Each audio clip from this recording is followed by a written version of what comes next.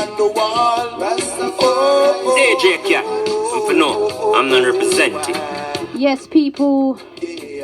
In my house, there's a picture on the wall. Rastafari sit up. Yes, people, I can see all the emojis, all the love hearts, all the fire coming through, the great sounds and the great vibes each and every time. Picture on the wall, of course, the great sounds of the Natural Ites. But right now we have the one and only Ossie Gad joining us live and direct. So you know it's going to be a great one, a great vibe and a great energy. So of course, Ossie Gad, you there? Rastafari, you're there, DJKat, come we chat. Yes, bless up, bless every time. First of all, I just want to say it's a blessing to have you on my show. Complete blessing each and every time. Yeah, thanks to link with you again still, vibes. For real.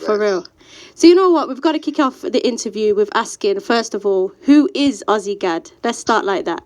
Right, well, Ossie Gad is Oswald Sams. Yeah. Okay, so born in the UK, grew up in Jamaica, grew up under the influence of reggae music, back to England, a band, and after that came a name called Ossie Gad as a solo artist. Wow, just like that. So, well, we can go into it because that is like the surface of it really, but to be honest, my earliest experience in music was really, as I said, born in the UK, so my earliest experience in music was watching the Beatles. Okay, I hear that. Yeah, because we was young enough to be jumping up on the bed and singing it. She loves you, yeah. Anyway, Hey. by that time, so by this time, then we got to Jamaica. By the age of 6, I was in Jamaica, and I was growing up with the ska. Ska music was a thing, you know, and then we went to rock steady. So I was there, fortunate to be there through those young years to experience the changes. Wow. Okay. As far as singing go, I never really started singing till I come to England. Okay. One of the things, I was musical and I was very, let's say, stage good, because I heard the word encore when I was a child, but that was only by reciting a poem. Wow. So it never made it. I mean, I didn't know what it meant at the time, but then I get to understand. But I come to England and I think the guitar was my thing as far as music went. The guitar was the thing for me. I really wanted to be a very good guitarist. Okay, I hear that. And then I'm going on jamming, learning to play some chords really poorly, but anyway, I'm jamming it. And then someone heard me singing. Yeah. And them say that's what you should do. You should sing. Yeah. And to be honest, Sister Kat, it's like from the person that says sing, you know, writing was there all along, and I didn't know it. Okay. Wow. I just started to write, and I could write, and I could sing, and I could write with a song, and it all started to develop for me maybe like very, very early 1980. Wow. I would say very late 1979, because the first time I went on a stage to perform with a band, which was a local band which I had, that was like 1978. To come through the ranks as an amateur, so to speak, learn the ropes, you know, and go through. So I did that because I think growing up in the 70s in the UK, there was a... One thing I definitely want to ask you is, when it came to the music now, obviously you spoke about you grew up in Jamaica, you were born here in the UK. How did you decide to make that, that move to come back from Jamaica to the UK and kick your career off? How did that kind of come about? Well, the music was always in me still, like I said before, like a child. But coming back to the UK was all in the hands of my parents. Okay, I hear that. So, so coming back here as a 15-year-old, I was all fully Jamaican by this time. Yeah. Okay. all of me, all of me was just so. And then coming back here was kind of cool because then, like I said, I met up with some school friends. We were at school and we were talking about music and people wants to make a band, and I thought, this is a chance for me to do that. Yeah, I hear that 100%. At the point when we did that, when it was just like a summer day, like summer now. Okay. At the time, I joined the army from school. Wow. So when I heard that, I thought I can leave, because I had an option of 6 months to stay or leave. Okay. So I took the option and I left, and I came out with the intention to get into music. Yeah. Wow, what you had? So you had. It wasn't as easy as I thought. Yeah, so you had a leap of faith in yourself to leave, I suppose, the comfort zone and actually step out into the music business, the music world. What was that like? How was it in the early struggles of the UK for reggae? It wasn't from Jamaica, so it sounded not like Jamaica. Yeah. And that wasn't easy to cross over, even to say so. It was okay for a while because after the generation grew up, after we all left school, so let's go back to Dennis Bovell. Okay. Matumbi and were like, so guys ready.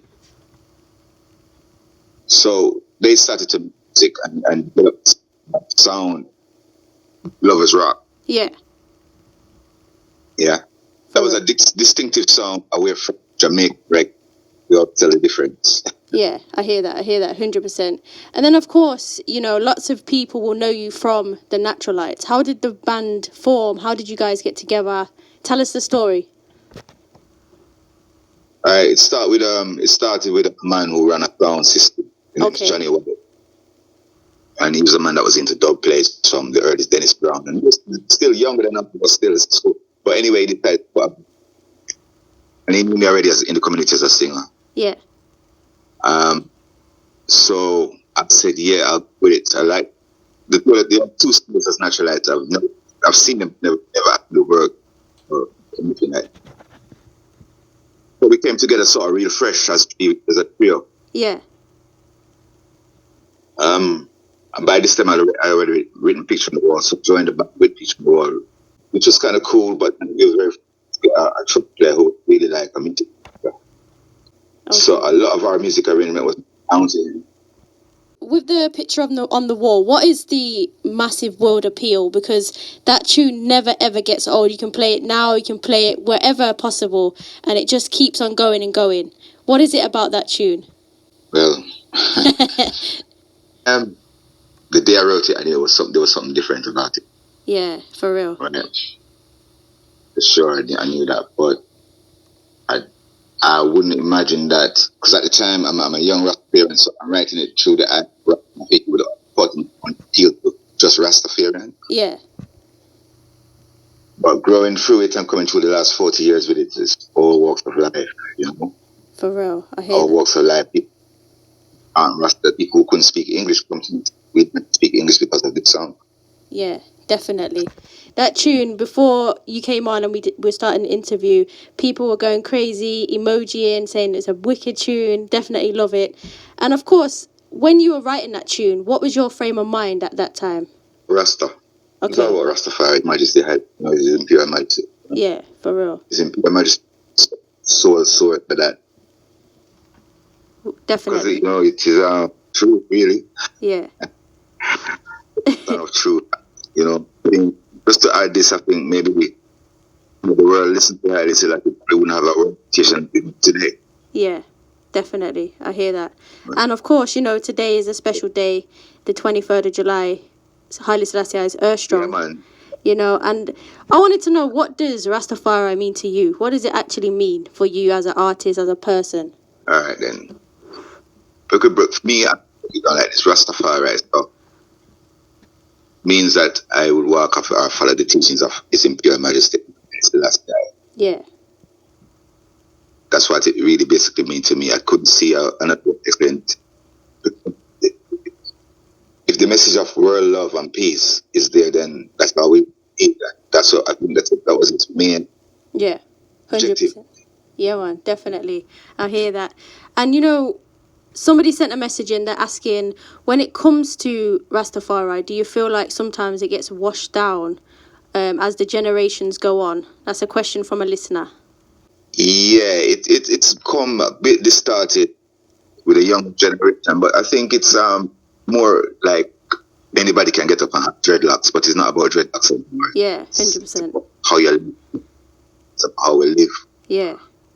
And living within the code of His Imperial Majesty is really cool, because it brings a certain amount of peace amongst people, no? Yeah, for real, 100%. A certain, Yeah. But there couldn't be anything else for the world to really see right. Yeah, definitely. And we've got another question from a listener asking, where did the name Natural Ites come from? It was from one of the members, one of the brother Rasta. Okay. We chose and we thought that one sounded good, so we went with went with it. Nice. Your lyrics, you write your tunes out there. How do you go about doing that? Do you have a meditation? Do you write it down? How does it work for you, your creative process? It starts with a catchy line. Okay, I hear that. Well, oftentimes it's either by strumming the guitar, feeling something, or just finding a real catchy line. Yeah. Which is what we call a hook. And it comes around, and then after that, you start to think about what you're writing and make it a bit more explanatory. Yeah. We do have what we call top of the head style, that you just get on the microphone and just start to sing or whatever you do around. I hear that. I think a lot of us will know that as freestyling it out. In Jamaica, it was like a one take because they didn't have time to go back in the studio. So the man called and said, "Yo, come for vocal bits." Once you go into vocal bits, that's it. Wow. Okay. So when that happened, was there ever a time where you did it, but then you couldn't go back? Obviously, was there ever a time for yourself that happened? Yeah, I did a compilation album with Selector Asher up in Geneva. Okay. With Teddy Dan and Andrew Bees. Now we walked into the studio the morning, just got off the plane and walked into the studio, and we got these 10 tracks to cover. Wow. So we started singing, and I started singing. But now when I, like 15 years, maybe 20 years later, I listen to it, I think, yes, now I'd sing those songs more mature, more better. Okay, I hear that. For it would sound more. Yeah, so, for stuff that when you do it top of the head, you always have to think, well, I need to go back and just maybe tomorrow. And oftentimes you don't get the opportunity. So yeah. But what you call is what you call freestyle, and if it's all really tight, I suppose the word is tight, then there's no need to go to return. But there's one song I think we had, and it was the vocals. I think it was the trumpets. They were out of key. Oh, okay. And I heard it and I said, no, but they didn't listen to me. It went out, and to this day, it's right there on one of my songs. Really, okay. So, and of a fact, if you listen to a lot of old Jamaican stuff, yeah, if it went wrong, be the or the bass or the vocals, that was it. They weren't going to go back to fix that. Yeah, I hear you. Today we live in a world where you can sing out the key and you got the digitals to put you back in key. Yeah. So speaking of that now, do you feel like that's enhanced the music or diluted the music in the sense of going in there, putting the instruments in? What do you think about that, the digital aspect of music? Okay, then it was always around in its primitive form, but I think singers and players of instruments is really what it's about, yeah. Reggae music. For real. And music in general, Yeah, I singers and players of instruments. Yeah, and what they did was cancel out the life of a musician and put it into a little box. Yeah. And now everybody stopped playing they stopped playing guitars, drums, and everybody all there.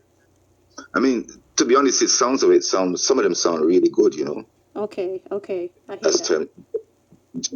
In terms of instrument, but I think you don't just beat that whole collective body of people in a studio working together, making eye contact, feeling what's going on and playing together. Yeah, there's nothing like a live band. There's nothing like it at all. I mean, to be honest in this, most people have got a little studio. If it's even on an iPad, they've got a studio at home. True, that's true. So everybody's studios and there's no real productions going on. That's probably strange. Yeah, I hear that. And to remember too that we came from a period where you sold records and people bought records. Yeah. You might have had one which you're gonna like one track off the album, but it's on the album, so you're gonna have to buy the album anyway. But over a period of time, you would enjoy the album. Yeah, you'd enjoy the whole thing. Yeah. You'd get a chance to listen to other stuff, but today it's very rough on a musician to put out an album and be chosen one song being. It's changed. A lot of it's changed, and I don't think it's even changed to help anyone but the technologists. Yeah. Technologists. Yeah, I hear you. And of course, speaking of tunes now, I need to know the story behind Lately. How did that come about? Because everybody loves that tune as well. lately, we're just taking from my experience with, when you meet someone for the first time or so. Yeah. So you're very into each other. So, and in the morning, you're the first one that comes to my mind. And it goes on to the evening, and that whole period in time that's the only person you think about. Yeah, I hear you. So, somebody said it's a nice love song. Yeah, man. Yeah. 100%. You've got lots of listeners locking in and feeling what you're saying. And one thing I wanted to ask you, because I know that you've supported so many artists, you've been to so many different places. Could you name a few that you've supported and you've put out there together? Yeah, well, I tell you one then. Here's like this now, like Okay. Burning Spear. Yeah. Yeah, I supported Burning Spear in New Zealand, right? Wow. So that was funny because the day they got into New Zealand, this was his first time in New Zealand, and they had a long trip. Yeah. So we got up in the morning and make some pea soup for him and the crew. When they got in at 9 o'clock, they was drinking pea soup in the morning. But that was really a great experience to work with Burning Spear and support him. But Dennis Brown, Freddie McGregor, Wheeling Souls. Wow. I work with most of the London artists as it is. Yeah. I work with so many bands in foreign countries. I mean, Natural Ites and so many other little bands in France, especially in France. Yeah, I hear you. Yeah. And was there anything in particular that you took from these artists, as in knowledge or something that they do on stage? Was there anything that you kind of embrace and use that in your own performances now? Well, no, not now, but as a peer of mine, then Dennis Brown was my peer. Okay, wow. So growing up with Dennis Brown now was like, this boy can sing, and he could really sing. That's no joke with Dennis Brown. Yeah. So, like, barrage of other artists coming up in our youths growing up in that time. Dennis Brown was the main influence. Over the years, I've sort of used my own way of singing. Yeah. Okay. I wouldn't call myself. I don't a dancehall thing. I don't call myself a roots. Yeah. But I sing songs. I never sung a song about that. For real, I hear that. And earlier on you did mention that you went from obviously the Natural Ites to yourself, which is Ossie Gad as a solo artist. Tell us about that journey. How did you go from being in a group to being on your own? How did that happen? Boy, I tell you, when the group mashed up, it was like a relationship with a woman. Oh, okay. Wounded. And only wounded in the sense that I've now recorded this song that's doing well. Yeah. But it's recorded with a group. Okay. Now it's left me like a fish out of water, really, because, some places I went and I got introduced to people and they say, oh, this is Ossie Gad, and I say, who's that? If you said the Natural Ites, they say, oh, Paul. Okay, I hear you. Or if you said, so that was like hard work, like 1993 when I decided to take it back up and go out. That was hard work. Yeah. Really hard work. Wow. But it was probably for the best. Okay, I hear you. Bands aren't really loyal throughout the whole history of bands. This is what they do. Yeah. They have a habit of making a good thing. Okay, I hear what you're saying, for real. Yeah, well, just real quickly, the name Ossie Gad, because by this time I was a member of the 12 tribe of Israel. Okay. And being born around November that makes me a Gadite. Yeah, I hear that. So I was advised to just call myself Ossie Gad. Nice, I like that stuff. Where I'll go with that. Yeah, man, definitely. Because I already knew I was already involved in the community of Nottingham in music long before these two other guys. I've never seen them before on any performance that we did or anything. So they came into something that took up straight away without respecting the hard work went into that project. Okay, I hear that. You know what I mean? For real. But it was great. I mean, to be called to go places and still represent the work that you did prior, that is wonderful. You know what I mean? I went to Zimbabwe. Yeah. And I'm singing the song, and man comes up to me on the stage, and we have to stop the music. And I said, "What?" He said, "Play original songs. Because by this time he already knows Natural Ites to be singing these songs." Wow. But here's this guy was this guy. So we had to stop the music, and they told me in their own language who I am, and he shook my hand, and then he went and carried. Wow. Because the thing was already him, and when we split, Ossie Gad was the only option left. Yeah, I hear But that. I give thanks to life, and I give thanks to the inspiration, and I give thanks to my health and strength to be here around, to be able to do so. Yeah, I hear that. Yeah. For real. Yeah. And of course, there's lots of young people up and coming. They want to get into the music world, get into the music business. What advice would you give them, Ossie Gad? What would you say to them up and coming artists now? Well, sell yourself without selling your body, Yeah, I hear that. Definitely. Be loyal and true to your source of inspiration. Be loyal and true to your source of inspiration. Yeah. Because as you already know, the business is sleazy. Yeah, 100%. Sleazy. You know what I mean? And we, as artists, we only really get the real joys when we get a chance to perform and see people smile back at you. Wow. Yeah, those are the real powerful things. I hear that. But music has gone so wide and so crazy that, even my grandson's there into stuff that I'm thinking, well, I can't really relate to what you're doing. Yeah. But I think you ought to be a bit more locked to your source. Okay. You have to identify who is your, because too many artists, as they say, me. It's a me. You know me? You know my name? I care about your name. Yeah. Picture was a famous song. It's more famous by man than me.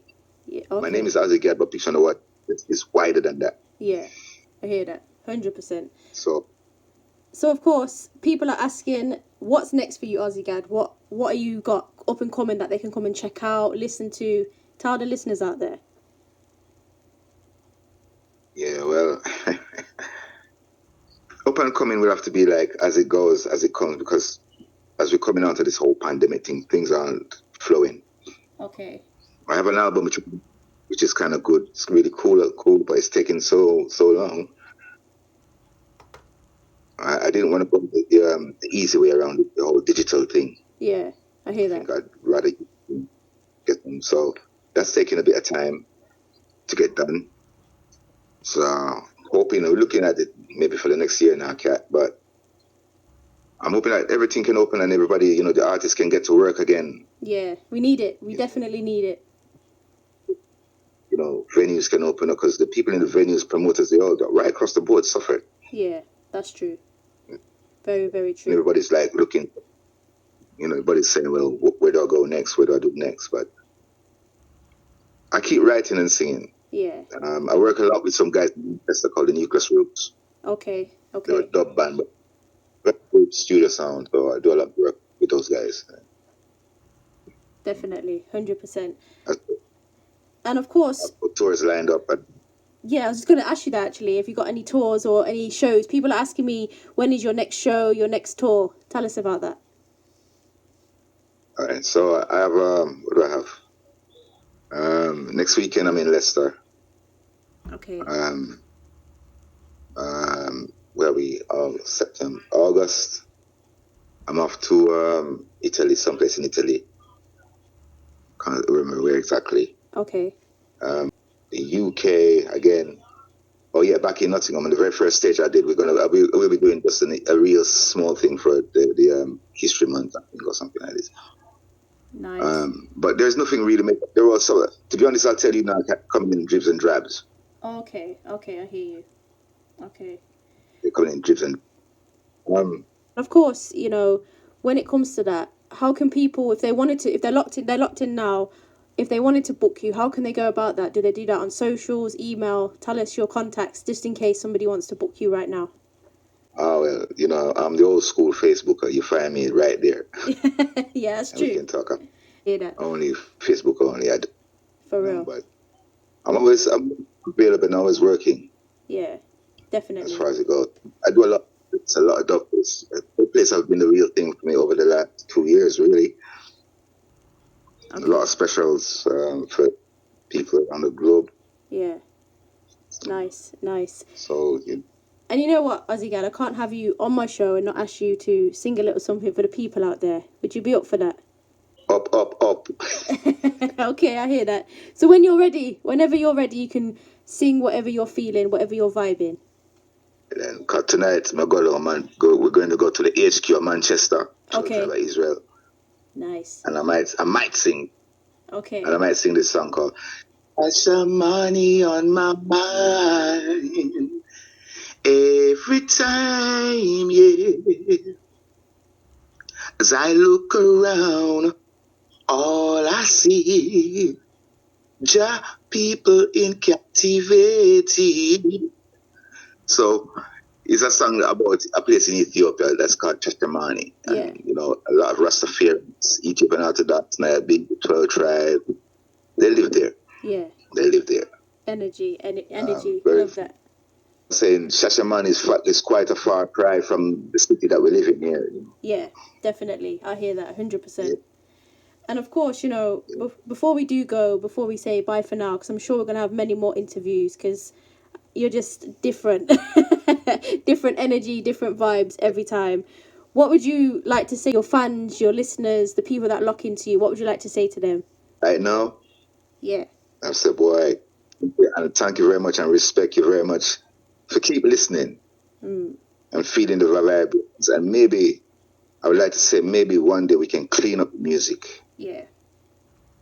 100%. This is probably my only wish for music now, to clean up the music. It's way gone too filthy. And only because it's now taking the next generation in a different path. Yeah, that's true. You know, I mean, I got all about me talking. I mean, I got big artists in Jamaica, all of them man, them have a responsibility with them dropping. Yeah, for real. You take up gun and drugs and sex and all them dirty something. Yeah. To all the people who are listening, I love you and God bless you and keep you safe. One up, straight up. Yeah, man, definitely. You know what, Ossie Gad, I want to say thank you for your time. And like I said, any new tunes, anything you want me to put out on the radio, you've always got my blessing, because the music you've been putting out there is just complete. It's going to be legendary and going to keep on playing every time, for real. Yeah, I hope that, you know what I mean, the world as we stand, we can preserve some of the more meaningful things in life, you know? Yeah, 100%. You know, to this day, some of the oldest songs still remain strong for us. So yeah, definitely, 100%. Said your vibes, DJKat, you know, I meet you more than once and twice. So thank you very much for your good vibes and keep pushing it out. You know. Anytime, you're always welcome. More blessings, yeah. Have a blessed rest of the day. All right, one love, people. Bless up, bless. Yes, people, please do go out there, go and support Ossie Gad, go and check him out, go and see what he's been up to, and go and see all the different music, everything he's been putting out there. It's been a pure blessing each and every time.